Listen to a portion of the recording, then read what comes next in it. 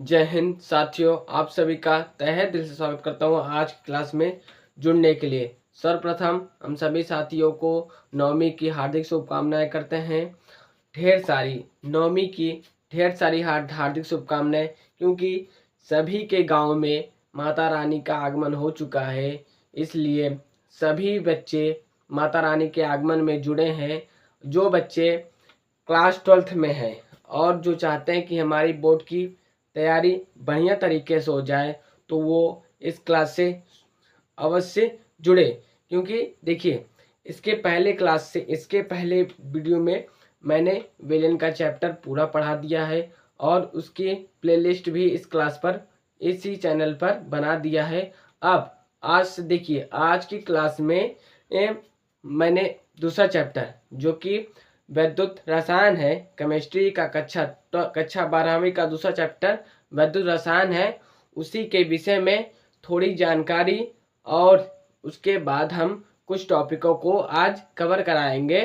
उसके बाद कुल मिला के हमें मान लीजिए 4-5 क्लास लेने पड़े। विद्युत रसायन का 4-5 या 6 क्लास होगी, जिसमें आपका विद्युत रसायन भी समाप्त हो जाएगा। देखिए, विद्युत रसायन वो 7 नंबर का आपके बोर्ड परीक्षा में प्रश्न पूछे जाते हैं। विद्युत रसायन से 7 नंबर के बोर्ड परीक्षा में पूछे जाते हैं और विलियन से 8 नंबर का पूछा जाता है, क्योंकि विलियन चैप्टर थोड़ा बड़ा है विद्युत रसायन से।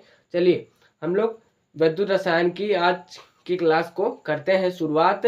और हमारे कुछ साथी कमेंट किए थे कि भाई तू छोड़ दे, कुछ अलग तरीके से कर। मैं चाहता हूं कि वो क्लियर बताए कि हाँ वो क्या चाहते हैं। और कुछ साथी है जो थोड़ा गलत कमेंट किए थे। मैं उन साथियों से विनम्र निवेदन करता हूं कि अगर आप लोग अच्छा कमेंट नहीं कर सकते तो गलत कमेंट मत करें। इसलिए क्योंकि अगर आप लोग चाहते हैं कि मैं छोड़ दूं तो आपको मिलेगा क्या, बताइए। आप लोग गलत कमेंट करने से आपको क्या मिलेगा? कुछ मिलने वाला है? तो मैं सभी से निवेदन करता हूँ, सभी साथियों से, जो भी अगर चाहते हैं अच्छे कमेंट करेंगे और वो चाहते हैं कि हाँ इसके क्लास के बारे में उन्हें जानकारी दी जाए और बोर्ड के बारे में अगर आप लोग जानकारी चाहते हैं कि हाँ सर जी क्लासेस कब होंगी और भी और क्लासेस इसकी पार्ट 2 कब आएगा, इसका क्लासेस कब होगा, और बोर्ड के बारे में जो कुछ जानकारी चाहते हैं आप लोग, तो कमेंट अवश्य करें, मैं उसका तुरंत उत्तर दूंगा। चलिए, आज से हम लोग करते हैं क्लास को स्टार्ट। ये आपकी विद्युत रसायन का पहला क्लास होने वाला है, जिसमें हम लोग विद्युत रसायन के बारे में पढ़ेंगे और उसके बाद उनके कुछ मोस्ट इम्पोर्टेंट टॉपिक पढ़ेंगे। चलिए, आज की क्लास को हम लोग करते हैं शुरुआत। पहला क्या टॉपिक हमारा होगा? पहला होगा विद्युत रसायन। विद्युत रसायन चैप्टर है जो कि, तो विद्युत रसायन के बारे में हम लोग पढ़ेंगे, फिर उसके बाद चैप्टर में पढ़ेंगे। पहला टॉपिक क्या होगा? विद्युत रसायन। विद्युत रसायन क्या है?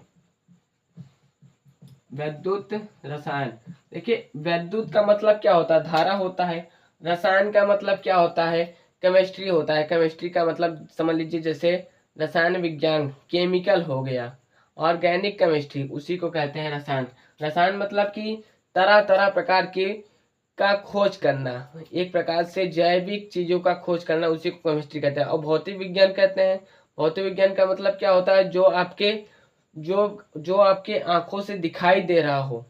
केमिस्ट्री क्या है? ये तो एक प्रकार से रासायनिक क्रिया है, जिसे जिसे कभी कभी होने में भी अधिक टाइम भी लग सकता है, उसी को समझ लीजिए। देखिए, विद्युत रसायन का मतलब क्या होता है कि रसायन विज्ञान की, इसकी परिभाषा क्या होगी?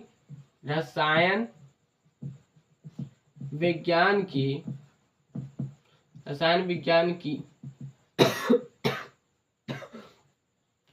वह शाखा जिसके अंतर्गत हम रासायनिक अभिक्रिया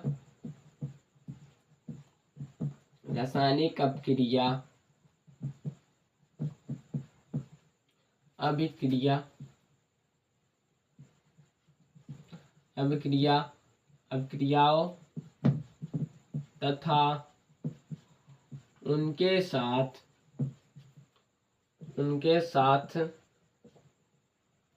होने वाली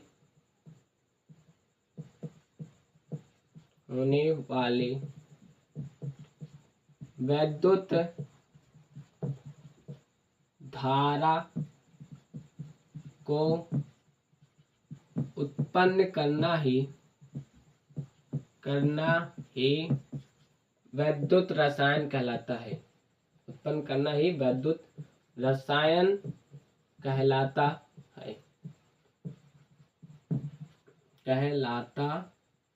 है। देखिए इसका मतलब क्या है कि जैसे देखिए समझ लीजिए आप लोग, जैसे देखिए इसमें क्या क्या पढ़ेंगे हम लोग, सेल पढ़ेंगे, उसके बाद रासायनिक अपक्रियाएं पढ़ेंगे,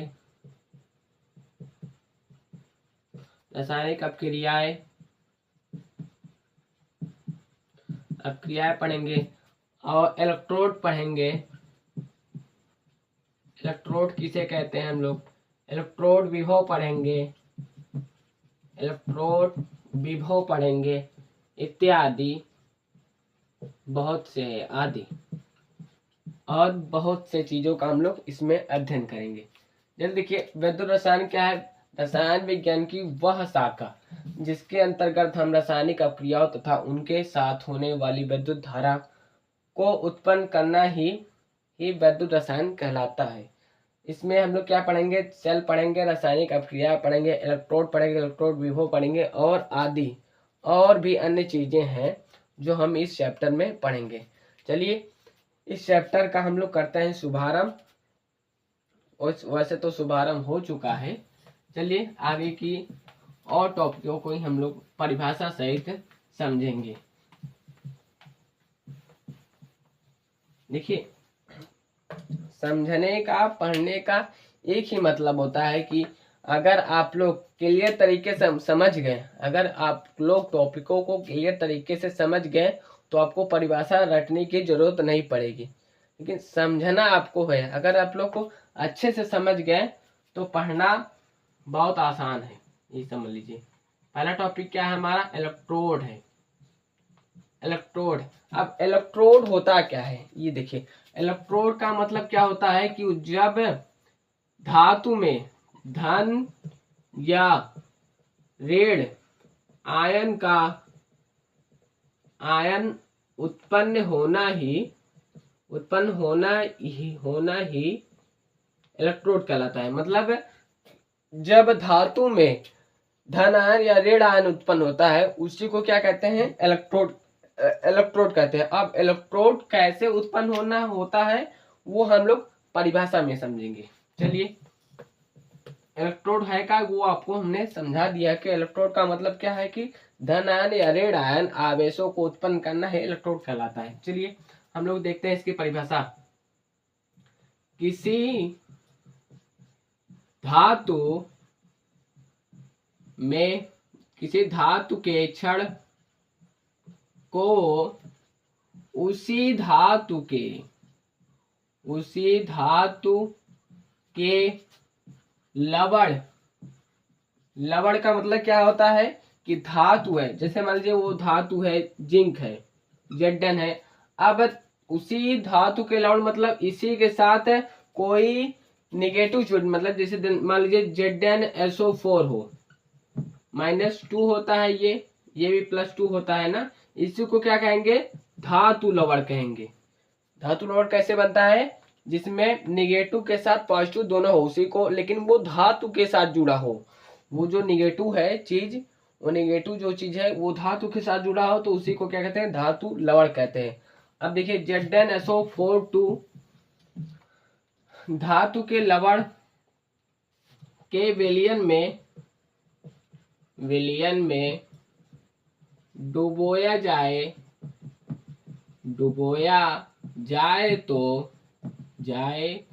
तो उसमें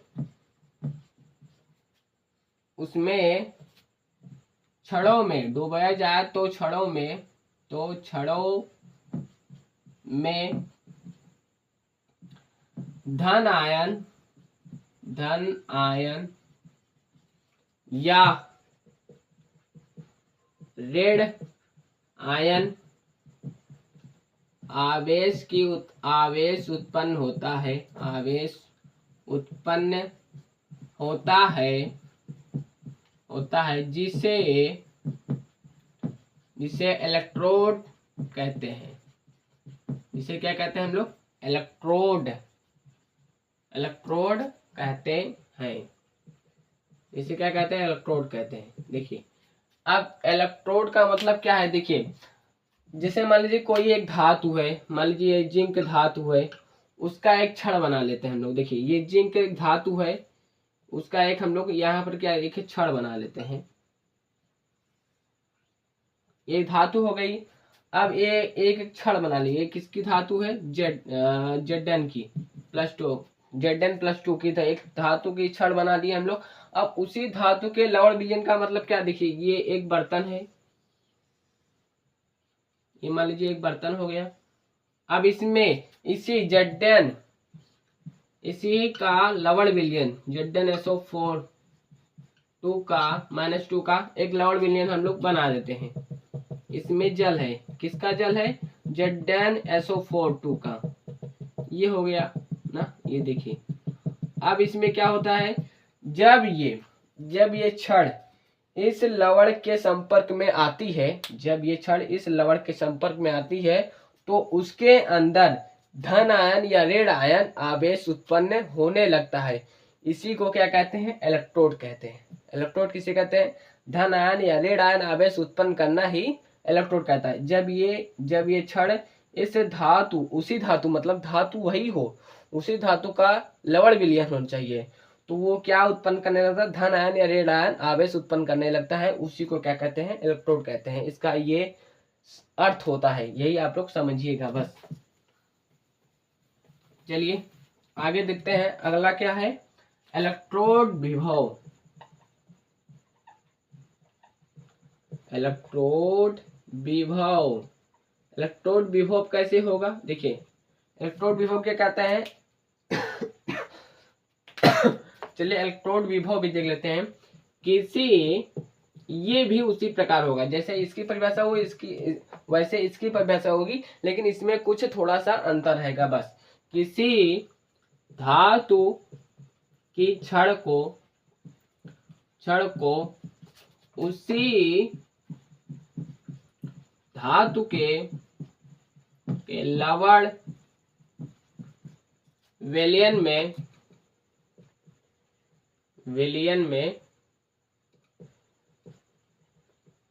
में डुबोया जाए तो उसमें उसके क्षण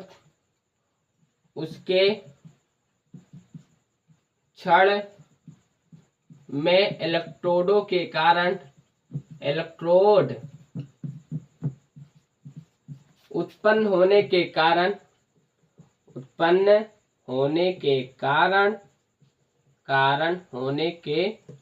कारण वह विद्युत विभव उत्पन्न करता है। वह विद्युत विभव उत्पन्न करता है तथा इस विद्युत विभव के कारण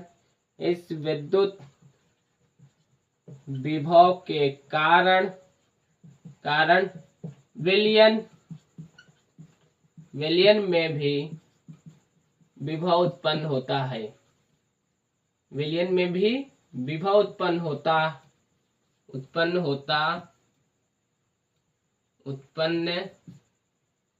है। इनके अंतर को ही इलेक्ट्रोड विभव कहते हैं। इनके अंतर को ही क्या कहते हैं? इलेक्ट्रोड विभव, अर्थात विभवांतर को ही। अर्थात देखिए, इलेक्ट्रोड विभव का मतलब क्या होता है? एक प्रकार से विभवांतर है। विभवांतर का मतलब क्या होता है? देखिए, जब विभव और विभव में, एक विभव और दूसरे विभव में अंतर होता है, तो उसी को क्या कहते हैं? विभवांतर कहते हैं। तो इसी प्रकार इसमें भी है, विभव के अंतर को ही विभवांतर कहते हैं, और उसी को ही इलेक्ट्रोड विभव कहते हैं। देखिए, किसी धातु की छड़ को उसी धातु के लवण विलयन में डुबोया जाए तो उसके छड़ में इलेक्ट्रोड उत्पन्न होने लगता है। चूंकि इसकी परिभाषा इसलिए पहले आपको पढ़ा दिया गया है ताकि आप लोग को समझने में कोई दिक्कत ना हो। अब देखिए, उत्पन्न होने के कारण वह विद्युत विभव का, अब देखिए उसमें धन आयन ऋण आयन जब उत्पन्न होगा तो वह विभव का भी उत्पन्न करेगा। क्योंकि आपको भौतिक विज्ञान में आपको ये पढ़ाया गया है कि धारा तभी उत्पन्न होती है जब विभव उत्पन्न होता है। विभव तभी उत्पन्न होता है जब उसमें धन आयन ऋण आयन आवेश उत्पन्न होता है, अर्थात इलेक्ट्रोड उत्पन्न होता है। तो इसलिए आप लोग इससे निश्चिंत रहे। आप लोग ये मत समझे कि हाँ इलेक्ट्रोड क्या होता है, इलेक्ट्रोड विभव क्या होता है, आपको ये सब पता है क्योंकि ये बहुत पहले की क्लासों में पढ़ाया जा चुका है। आपको क्लास 9 से ही आप लोग ये पढ़ते चले आए, विभवांतर, ये इलेक्ट्रोड तो वो फिलहाल में केमिस्ट्री में पढ़ना है वो, लेकिन वो है वही चीज, ये आप लोग समझ लीजिए बस। कि इसकी परिभाषा क्या है कि किसी धातु की छड़, ये परिभाषा इसकी बहुत आसान है, एक बार आप लोग को पढ़ना है, बस पढ़ के एक बार कॉपी में आप लोग अपने कॉपी में लिख लीजिए और समझ लीजिए। देखिए, इलेक्ट्रोड विभव क्या है कि किसी धातु की छड़ को उसी धातु के लवण में डुबोया जाए तो उसके छड़ में इलेक्ट्रोड उत्पन्न होने के कारण वह विद्युत विभव उत्पन्न करता है तथा इस विद्युत विभव के कारण विलयन में भी विभव उत्पन्न होता है। इनके अंतर को क्या कहते हैं, इलेक्ट्रोड विभव कहते हैं। ये तो हो गया आपका इलेक्ट्रोड और इलेक्ट्रोड विभव। इसके बाद हम लोग देखेंगे मानक इलेक्ट्रोड विभव।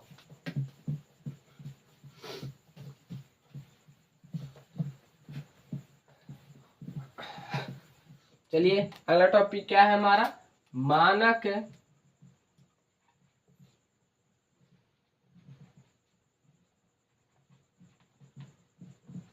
इलेक्ट्रोड विभव। क्या है मानक इलेक्ट्रोड विभव। देखिए, अब मानक इलेक्ट्रोड विभव क्या होता है, इसकी भी परिभाषा इसकी भी परिभाषा इलेक्ट्रोड विभव की तरीका होगी, लेकिन इसमें कुछ थोड़ा सा अंतर रहेगा। अब देखिए, अब धीरे धीरे सब में थोड़ा थोड़ा अंतर होता चला जाएगा। देखिए, इसकी परिभाषा क्या होगी, किसी धातु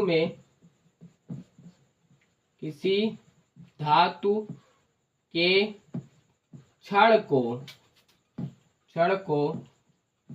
उसी धातु के एक मोलर सांद्रता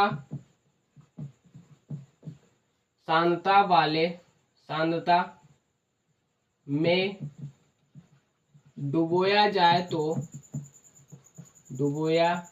सांद्रता में 25 डिग्री सेल्सियस पर डुबोया जाए तो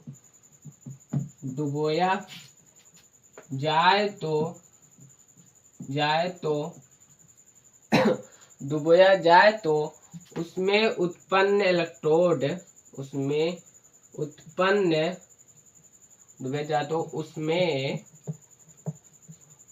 इलेक्ट्रोड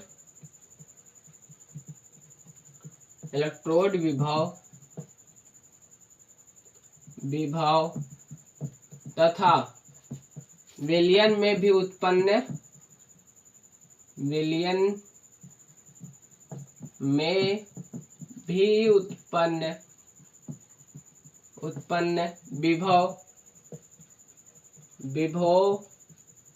विभव के अंतर अर्थात विभवांतर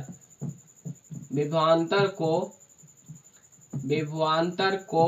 मानक इलेक्ट्रोड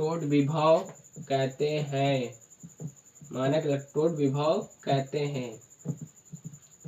इसे E नॉट से प्रदर्शित करते हैं। इसे किससे प्रदर्शित करते हैं, E नॉट से प्रदर्शित करते हैं। अब इसमें क्या है, देखिए, किसी धातु की छड़ को उसी धातु के एक मोलर सांद्रता, ये मोलर का मतलब क्या है, ये मोलर आपको विलयन में पढ़ाया गया है कि मोलर एक प्रकार की सांद्रता इकाई है। जो कि विलयन में पाया जाता है, इस इकाई से हम लोग विलय की मात्रा और विलायक की मात्रा को आसानी तरीका से निकाल सकते हैं। इसलिए आप लोग इसका मतलब समझिए कि मोलर एक सांद्रता की इकाई है जिसे हम लोग विलयन में विलय की मात्रा को, विलय की सांद्रता को और विलायक की सांद्रता को आसानी से निकाल सकते हैं, उसे मात्रात्मक रूप में निकाल सकते हैं। इसीलिए ये आपको आपके मानक इलेक्ट्रोड की विभव में परिभाषा में बताया गया था। तो मैंने इसे आपको बताया कि किसी धातु की छड़ को उसी धातु के 1 मोल सांद्रता में 25 डिग्री सेल्सियस पर डुबोया जाए तो उसमें उत्पन्न इलेक्ट्रोड विभव तथा विलयन में भी उत्पन्न विभव के अंतर को अर्थात विभवांतर को मानक इलेक्ट्रोड विभव कहते हैं। इसे E0 से प्रदर्शित करते हैं। चलिए, ये आपका हो गया मानक इलेक्ट्रोड विभव। अब इसके बाद हम लोग और देख लेते हैं, क्या देखेंगे, इलेक्ट्रोड विभव की उत्पत्ति देखेंगे। किस प्रकार से इलेक्ट्रोड विभव की उत्पत्ति होती है वो भी हम लोग देख लेते हैं। इलेक्ट्रोड विभव की उत्पत्ति, इलेक्ट्रोड विभव की उत्पत्ति। देखिए, इलेक्ट्रोड विभव की उत्पत्ति तभी होगी जब वो धातु की छड़, जो धातु की छड़ होगी और उसी धातु का लवण विलयन होगा, दोनों को एक ही जल में, एक ही लवण विलयन में डुबोया जाएगा। तो उसमें आपको समझ में आ गया कि हाँ, छड़ के द्वारा कैसे इलेक्ट्रोड उत्पन्न होता है। चलिए, अब इसी में हम लोग देखेंगे इलेक्ट्रोड की उत्पत्ति। इस इलेक्ट्रोड विभव की उत्पत्ति वैज्ञानिक नरहस्टर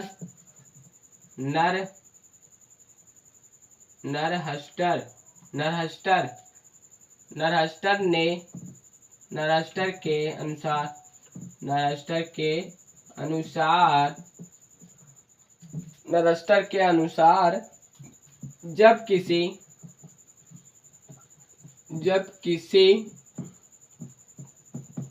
किसी धातु की छड़ को उसी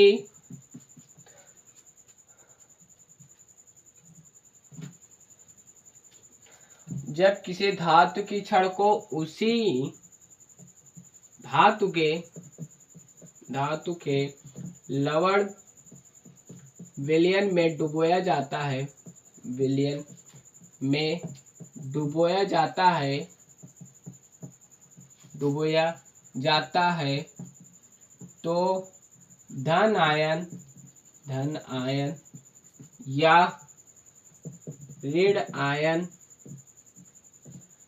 आयन उत्पन्न होता है जिसे इलेक्ट्रोड कहते हैं। इलेक्ट्रोडों के कारण, जिसे इलेक्ट्रोडों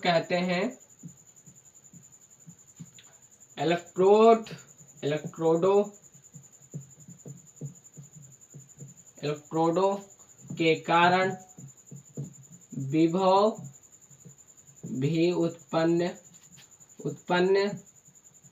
होता है।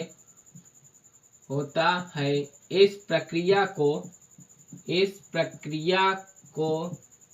को दो तथ्यों में समझा जा सकता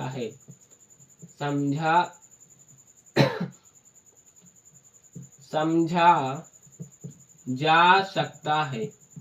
चलिए, आगे हम लोग इस तथ्य को, इस इलेक्ट्रोड विभव की उत्पत्ति को हम लोग दो तथ्यों में समझेंगे। पहला तथ्य क्या है? पहला तथ्य क्या है कि देखिए, पहला तथ्य क्या होगा कि जब धातु की छड़ से धन आयन धन आयन आवेश विलयन में चले जाते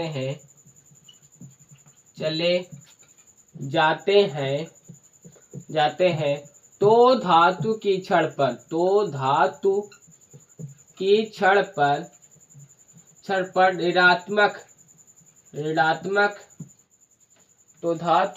पर ऋणात्मक आवेशित ऋणात्मक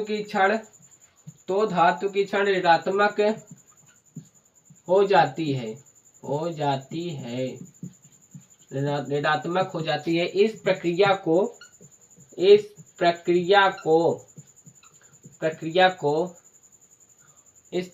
क्या कहते हैं? विद्युत अपघटनी विलयन कहते हैं। इस प्रक्रिया को विद्युत अपघटनी विलयन का दाब कहते हैं।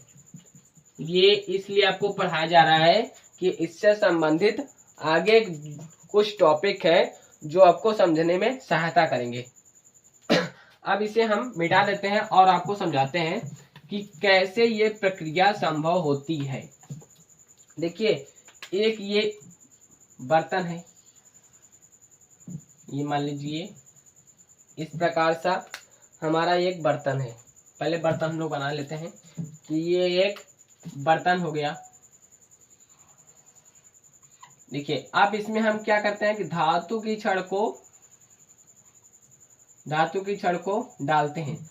और इसमें क्या है, ये मान लीजिए धातु की छड़ क्या है, Zn प्लस है ना, Zn 2 बार पॉजिटिव होती है। अब इसे में हम इस धातु का लवण भी डालेंगे। लवण मतलब वो लवण क्या होगा, वो जल में होगा। लवण मतलब तरल में होगा, तरल में।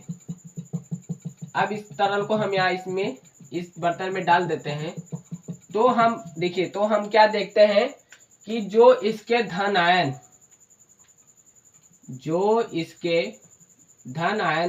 जो क्षण में धन आयन होते हैं, देखिए जो क्षण में, अब देखिए ये तो पहले इलेक्ट्रोड कैसे उत्पन्न है। ये इलेक्ट्रोड उत्पन्न होने का मतलब स्वाभाविक बात है कि अगर धातु के लौह बिलियों में डाला जाएगा तो उसमें या तो धन आयन या तो ऋण आयन आवेश जरूर उत्पन्न होगा। अब धन आयन आवेश कैसे विलयन में चले जाते हैं वो भी समझ लेते हैं हम। देखिए, इसमें क्या पहले उत्पन्न होगा, धन आयन आवेश उत्पन्न होता है ना।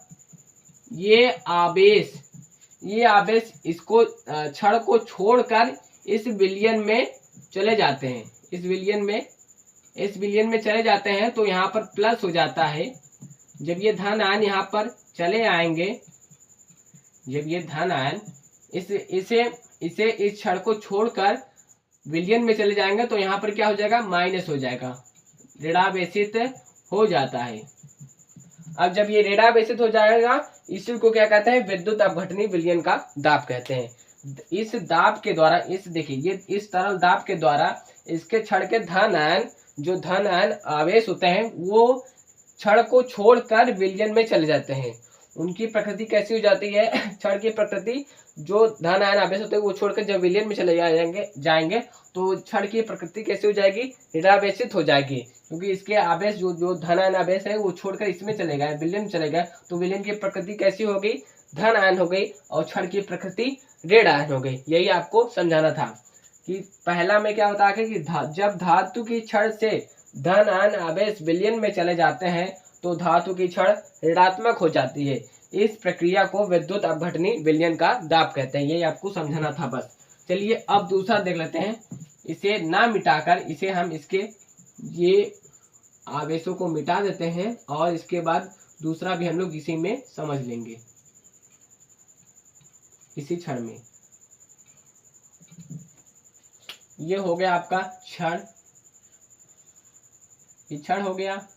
इसमें हम अब चलिए हम लोग क्या लेते हैं, कॉपर लेते हैं। कॉपर भी क्या 2 बार पॉजिटिव होता है। अब कॉपर का लौह विलयन भी लेते हैं, CuSO4-2, ये कॉपर का लौह विलयन है।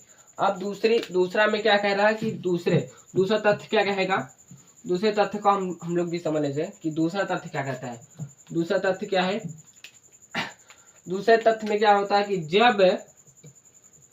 जब धातु के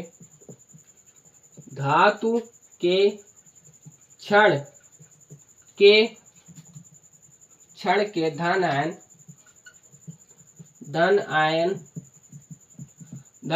विलयन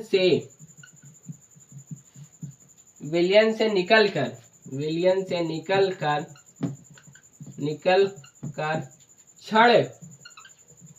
क्षण में एकत्र हो जाते हैं तो विलयन ऋणावेशित हो जाता है। विलयन क्या हो जाता है? ऋणात्मक। विलयन क्या होता है? ऋणात्मक हो जाता है। जब धातु क्षण के धन आयन विलयन से निकलकर क्षण में एकत्र हो जाते हैं तो विलयन ऋणात्मक हो जाता है। इस प्रक्रिया को परासरण दाब कहते हैं। इस प्रक्रिया को क्या कहते हैं? परासरण दाब कहते हैं। अब इसमें देखिए कैसे होगा। देखिए इसमें जब ये क्या होगा? धन आयन ये होगा, ये धन आयन होगा ना, ये धन आयन है। अब जो इसके धन आयन होंगे वो इससे विलयन से निकलकर, विलयन से हटकर इस क्षण में चले जाएंगे। इस क्षण में चले जाएंगे। ये इस क्षण में चले जाएंगे तो यहाँ पर क्या होगा? माइनस हो जाएगा, माइनस ऋणात्मक हो जाएगा। विलयन क्या हो जाएगा? ऋणात्मक हो जाएगा। विलयन क्या हो जाएगा? आपका ऋणात्मक हो जाए। इसी दोनों को हमें समझने के लिए हमने ये इसका एक स्ट्रक्चर बनाया ताकि आपको एक आसानी तरीके से समझ में आ जाए, दिक्कत ना हो। चलिए दूसरा क्या होगा कि जब धातु की क्षण को धन आयन विलयन में निकाल कर धन आयन विलयन, जब धातु के क्षण के धन आयन विलयन से निकलकर क्षण में एकत्र हो जाते हैं तो विलयन ऋणात्मक हो जाता है। इस प्रक्रिया को परासरण कहते हैं। चलिए अब हम लोग आगे समझते हैं। आगे क्या समझेंगे? अगला टॉपिक क्या होगा हमारा? आक्सीकरण होगा। अब आक्सीकरण अपक्रिया समझेंगे, उसके बाद अपचयन अपक्रिया समझेंगे।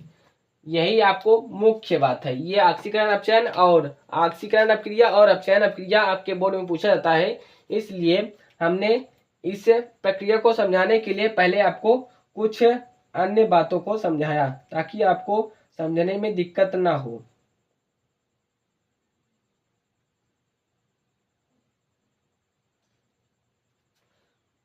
चलिए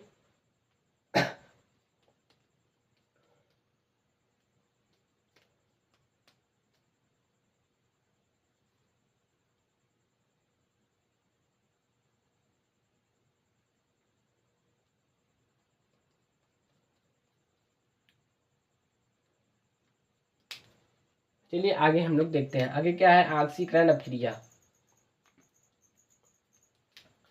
आगे क्या है? आक्सीकरण अपक्रिया। आक्सीकरण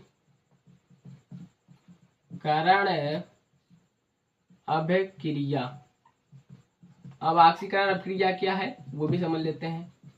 देखिए आक्सीकरण अपक्रिया एक ऐसी अपक्रिया है जो इलेक्ट्रोडों को परासरण या विद्युत अपघटनी विलयनों से एक ऐसी प्रकृति देता है जो वो ऋणात्मक या तो धनात्मक बन जाता है। वो वो ऋणात्मक इलेक्ट्रोड या धनात्मक इलेक्ट्रोड बनने की प्रकृति रखता है। इसी अपक्रिया आक्सीकरण अपक्रिया और अपचयन अपक्रिया से इलेक्ट्रोड या तो धन आयन बनेगा या तो ऋण आयन बनता है।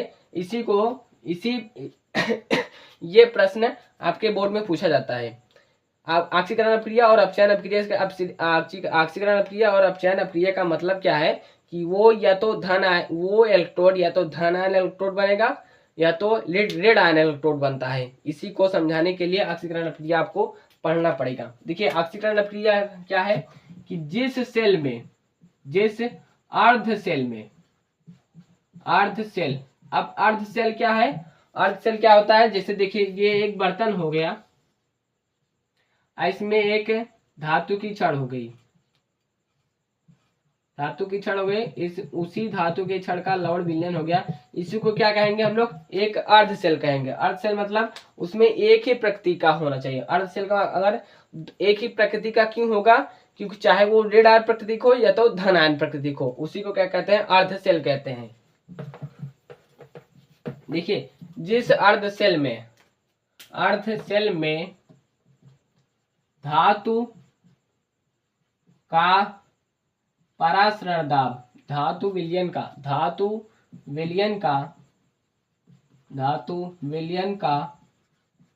परासरण दाब, वो क्या हो गया, हाँ परासरण दाब,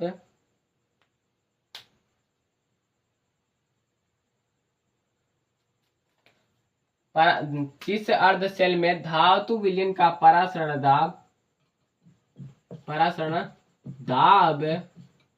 दाब उसके विद्युत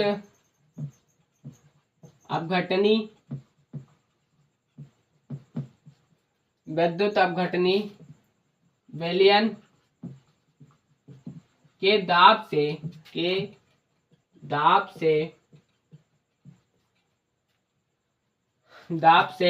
कम हो तो उसे आक्सीकरण अपक्रिया कहते हैं। कम हो तो वह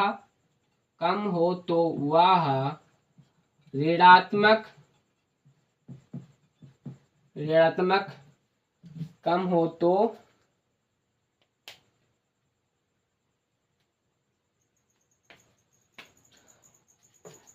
वह क्षण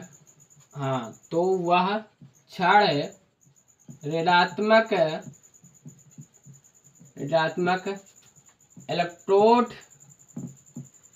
इलेक्ट्रोड उत्पन्न करता है।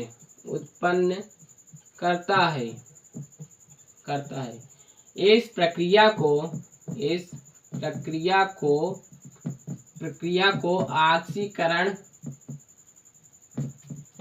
को आक्सीकरण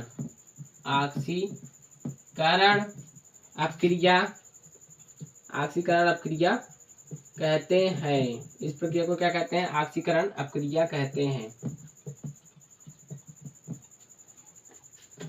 और देखिए यदि इलेक्ट्रोड आक्सीकरण अपक्रिया उत्पन्न करता है तो वह, यदि इलेक्ट्रोड आक्सीकरण अपक्रिया उत्पन्न करता है तो वह,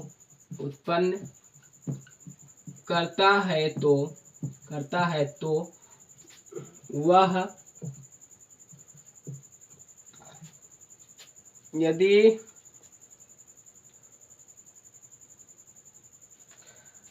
इलेक्ट्रोड आक्सीकरण अपक्रिया उत्पन्न करता है तो वह एनोड प्रकृति का होता है। एनोड का मतलब क्या होगा, ऋणात्मक होगा। तो उसका जो छड़ का एक छोर होगा, जैसे मान लीजिए ये एक छड़ है, इसका ये छोर एनोड होगा और ये छोर कैथोड होगा। अब कैथोड कब होगा वो भी हम आगे समझ लेंगे, यही आपको समझाना था बस। जो छड़ होता है, छड़ के दो छोर होते हैं, दोनों छोर में एक ऋणात्मक होता है, एक धनात्मक होता है। एक छोर में धनात्मक होगा, एक छोर में ऋणात्मक होगा। अब देखिए जिस अर्ध सेल का मतलब होगा कि जैसे उसी धातु का छड़ हो और उसी धातु के विलयन में डुबोया गया हो, तो उसी को एक अर्ध सेल कहते हैं। जिस अर्ध सेल में धातु विलयन का परासर दाब उसके विद्युत अपघटनी विलयन के दाब से कम हो तो वह क्षण ऋणात्मक इलेक्ट्रोड उत्पन्न करता है। इस प्रक्रिया को आक्सीकरण अपक्रिया कहते हैं। यदि स्टार बना के लिख लेंगे कि यदि इलेक्ट्रोड आक्सीकरण अपक्रिया उत्पन्न करता है तो वह एनोड प्रकृति का होगा, अर्थात एनोड बराबर ऋणात्मक होगा। ये तो ऑक्सीकरण हो गई। अब हम लोग देख लेते हैं क्या, अपचयन अपक्रिया। अपचयन अपक्रिया, ऑक्सीकरण अपक्रिया की परिभाषा हो गई और वो किस प्रकृति का होगा वो भी हो गया। इसी प्रकार हम लोग दूसरा देखेंगे क्या, अपचयन अपक्रिया। अपचयन अभिक्रिया, अपचयन अभिक्रिया क्या है? अपचयन अभिक्रिया क्या है? ये भी उसी तरह होगा, जिस अर्ध सेल में धातु विलयन का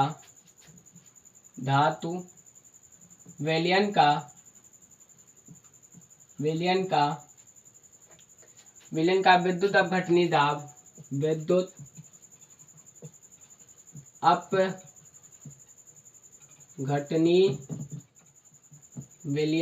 अपघटनी दाब उसके परासरण दाब से अधिक हो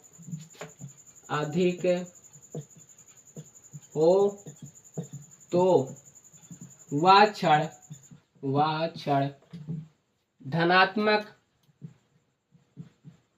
धनात्मक प्रकृति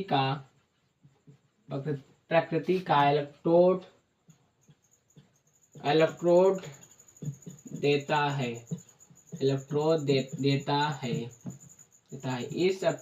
इस प्रक्रिया को अपचयन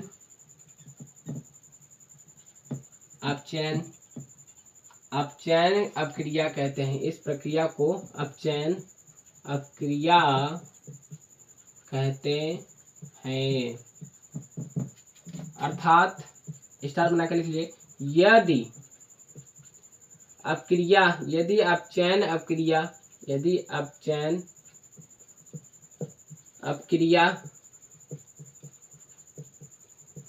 अपक्रिया होगी तो इलेक्ट्रोड कैथोड प्रकृति का होगा। कैथोड प्रकृति का होगा। अर्थात क्या होगा, कैथोड बराबर धनात्मक होगा। कैथोड क्या हो जाएगा, धनात्मक हो जाएगा। एनोड क्या होगा, ऋणात्मक होगा। कैथोड क्या होगा, धनात्मक हो जाएगा हमारा। चलिए, ये हो गया अपचयन अपक्रिया हो गया आपका, ऑक्सीकरण अपक्रिया हो गया आपका। और हम लोग क्या देख लेते हैं, और क्या हो गया, हम लोग देखते हैं सेल। सेल किसे कहते हैं?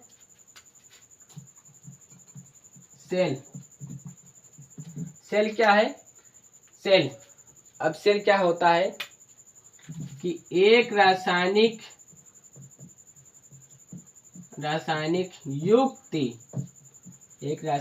युक्ति जिसके द्वारा हम रासायनिक ऊर्जा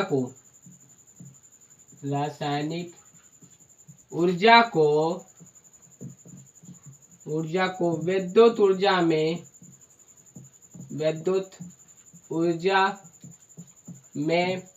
परिवर्तित कर सके, या विद्युत ऊर्जा को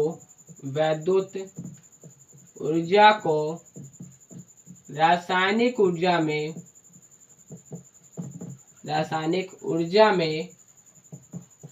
में परिवर्तित कर सके,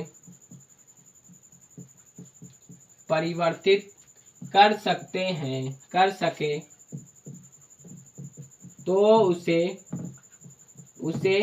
सेल कहते हैं। अब देखो, सेल क्या है? सेल एक रासायनिक युक्त है जिसके द्वारा हम रासायनिक ऊर्जा को, और रासायनिक ऊर्जा कैसे मान सकते हैं? देखिए, सेल होता है, पहले उसे हम विद्युत से चार्ज करेंगे। चार्ज करके मतलब उसके धन आयन जो रेड आयन आवेश होंगे उसे हम इकट्ठा करेंगे। इकट्ठा करने के बाद जब उस बैटरी को सेल अर्थात मतलब उस सेल होता है जो बैटरी छोटी छोटी बैटरियों को चार्ज करने में एक सहायता करता है। सेल एक ऐसी बैटरी है, इतनी अधिक कैपेसिटर होता है जो कि अपने अंदर इतनी अधिक धारा रख सकता है और रख कर उसे छोटे छोटे बैटरियों में ट्रांसफर भी कर सकता है। मतलब एक ऐसी युक्ति है जिसके द्वारा हम रासायनिक ऊर्जा को विद्युत ऊर्जा में भी परिवर्तित कर सकते हैं या विद्युत ऊर्जा को हम रासायनिक ऊर्जा में परिवर्तित कर सकते हैं। कैसे परिवर्तित करते हैं? देखिए, एक सेल होता है, सेल को पहले हम रासायनिक ऊर्जा देंगे, पहले विद्युत ऊर्जा देंगे, वो रासायनिक ऊर्जा में इकट्ठा हो जाएगी। अब उसी सेल को हम एक बैटरी से जोड़ देंगे, बैटरी में भी क्या हो जाएगी, वो रासायनिक ऊर्जा परिवर्तित कर देगी। अब जो बैटरी होती है, बैटरी को जब हम किसी चीज में लगाएंगे, पंखे में लगाएंगे तो पंखा चलने लगेगा। पंखा कैसे चलता है? विद्युत ऊर्जा चलता है, विद्युत ऊर्जा से चलता है पंखा ना। तो इसका मतलब क्या है कि बैटरी जो है उसमें विद्युत ऊर्जा का इकट्ठा हुआ, विद्युत ऊर्जा इकट्ठा हुआ, उसी विद्युत ऊर्जा से हमारा पंखा चलने लगता है। तो इसका मतलब क्या है? इसका अर्थ क्या हो गया? सेल एक रासायनिक युक्ति है कि जिसके द्वारा हम रासायनिक ऊर्जा को विद्युत ऊर्जा में, विद्युत ऊर्जा को रासायनिक ऊर्जा में परिवर्तित कर सकते हैं। देखिए, अब सेल दो प्रकार के होते हैं। सेल दो प्रकार के होते हैं। पहला क्या है? विद्युत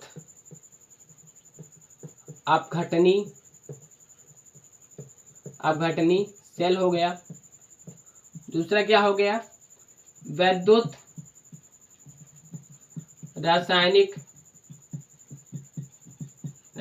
सेल। ये दो प्रकार के होते हैं। चलिए, हमारी क्लास यहीं पर होती है समाप्त। हम सभी साथियों से विनम्र निवेदन करते हैं कि जो भी साथी नए हो वो इस चैनल को सब्सक्राइब कर लें ताकि उनको भी ऐसे ही चैप्टरों का, केमिस्ट्री के ऐसे ही चैप्टरों का क्लासेस मिलते रहे ताकि उनकी भी बोर्ड की तैयारी एक आसान तरीके से, अच्छी तरीके से हो सके। जय हिंद साथियों, आप सभी को 9वीं की हार्दिक शुभकामनाएं, ढेर सारी बधाइयाँ। धन्यवाद।